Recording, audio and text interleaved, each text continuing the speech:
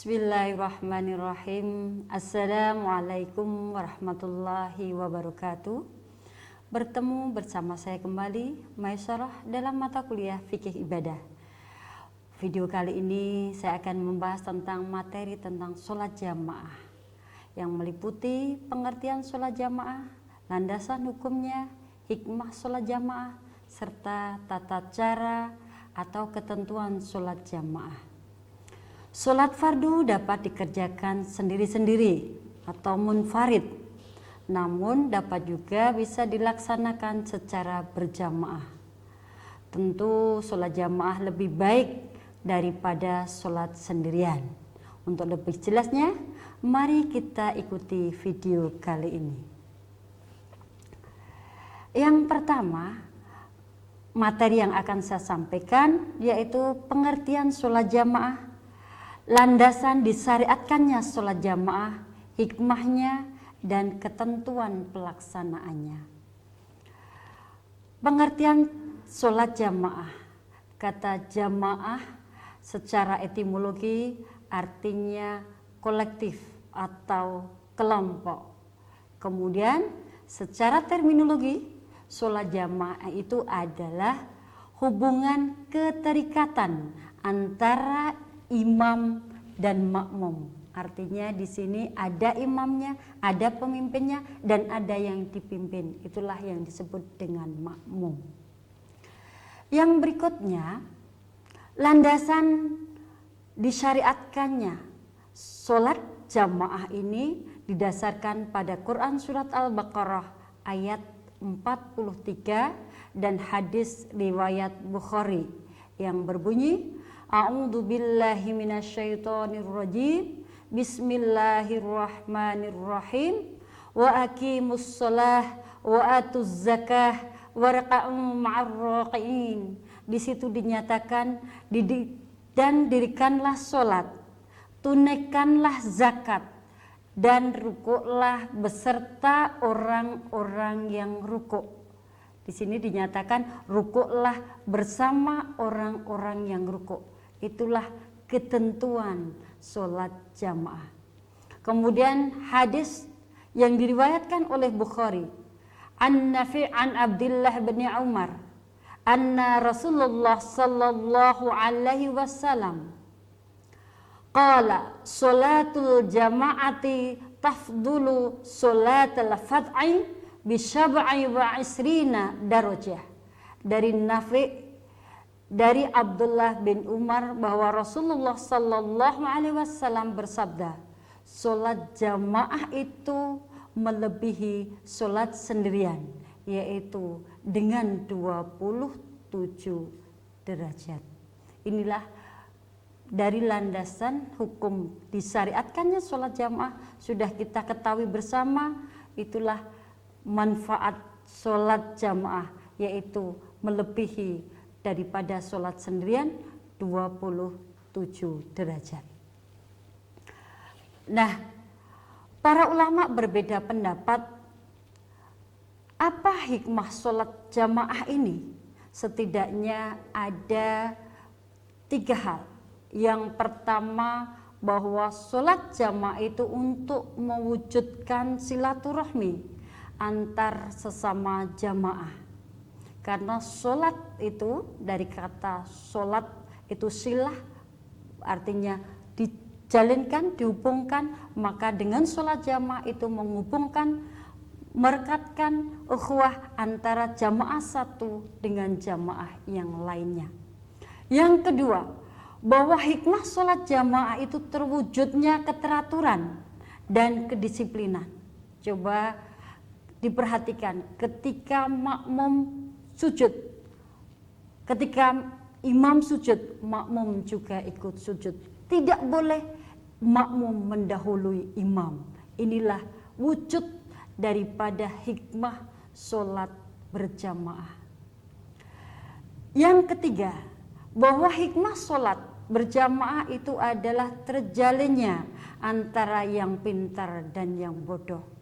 Namun sebetulnya ini hanya pendapat salah satu ulama saja yang menyatakan bahwa hikmah sholat jamaah itu mengumpulkan antara yang pintar dan yang bodoh. Sebenarnya Allah tidak menciptakan manusia itu bodoh. Manusia itulah yang menentukan dirinya sendiri bodoh. Namun mungkin kualitas atau antara satu orang dengan satu yang lainnya itu berbeda. Disinilah akan bertemu yang disebut dengan sholat berjamaah. Yang berikutnya, apa hukum sholat berjamaah? Setidaknya ada 3 pendapat. Yang pertama menurut mazhab Hanafi dan Maliki, bahwa selain sholat Jumat hukumnya sunnah muakkadah. Artinya ketika kita sholat berjamaah itu hukumnya sunnah muakkad. Kalau sholat Jumat itu hukumnya wajib berjamaah. Nah itu menurut Hanafi dan Maliki. Kemudian menurut pendapat Syafi'i, sholat berjamaah hukumnya fardu kifayah, baik laki-laki maupun perempuan mukmin. Artinya apa? Kalau dalam satu kelompok, dalam satu masyarakat, salah satu dari kelompok masyarakat itu sudah berjamaah, maka gugurlah kewajibannya untuk melaksanakan sholat berjamaah. Dan yang ketiga, menurut mazhab Hambali, hukum sholat berjamaah adalah fardu ain untuk setiap individu.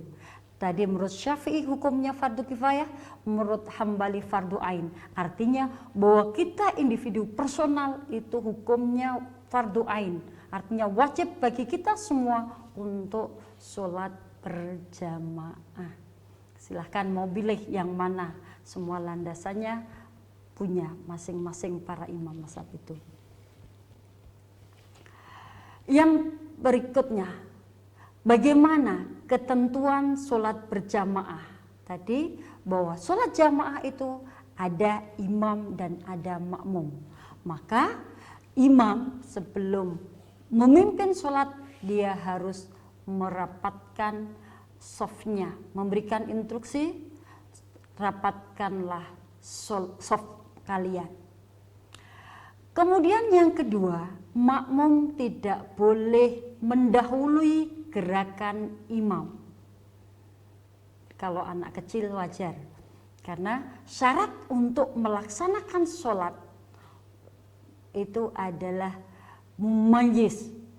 Dia dapat membedakan antara yang baik dan benar, termasuk bisa membedakan bahwa makmum tidak boleh mendahului imam. Kemudian yang keempat, untuk makmum masbuk. Makmum masbuk itu makmum yang terlambat. Misalnya imam sudah dapat 1 rakaat, kemudian makmum itu datang. Itulah yang disebut masbuk, terlambat.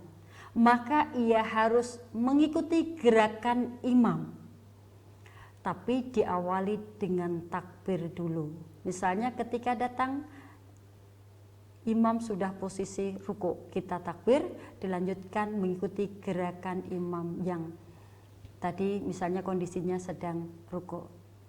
Kemudian yang berikutnya, jika makmum masih mendapatkan ruku bersama imam, jadi ketika kita datang kita melihat imamnya masih dalam kondisi ruku, maka ia terhitung mendapatkan 1 rakaat. Jadi sholat itu kita mengharapkan tumak ninah, tidak boleh buru-buru biar mendapatkan 1 rakaat langsung begitu jeruk-jeruk langsung ruku, itu nggak boleh. Jadi kita harus tumak ninah. Itu tadi ketentuan sholat berjamaah. Yang berikutnya, apa yang dilakukan makmum jika imam lupa pada gerakan sholat? Maka untuk makmum laki-laki mengucapkan subhanallah. Jika makmumnya perempuan cukup menempukkan tempat yang terdekat, misalnya paha atau di lengannya. Nah, kalau imamnya itu lupa bacaan sholat, maka makmum harus membenarkannya. Maka dianjurkan bahwa orang yang di belakang imam persis, artinya makmum itu harus orang-orang yang terpilih, bukan karena presiden, tapi kalau presiden dia bacaannya bagus, hafalannya bagus, maka la ba'sa dia di belakang imam persis. Jadi di belakang imam makmum dalam hal ini dia harus mempunyai qualified atau kualitas dalam segi bacaannya. Kemudian yang berikutnya, siapapun dilarang lewat di depan imam yang sedang sholat. Nah ini makanya di kita selalu ada pembatas, dikhawatirkan jamaah atau makmum lewat depan imam. Kemudian yang berikutnya, selesai sholat, imam menghadap ke belakang makmum atau sebelah kanan imam. Nah ini untuk dilanjutkan nanti berdoa. Nah demikianlah tadi terkait dengan keutamaan sholat berjamaah, hikmah dan tata caranya. Terima kasih telah menyaksikan video berikut. Kita tunggu video berikutnya. Wassalamualaikum warahmatullahi wabarakatuh.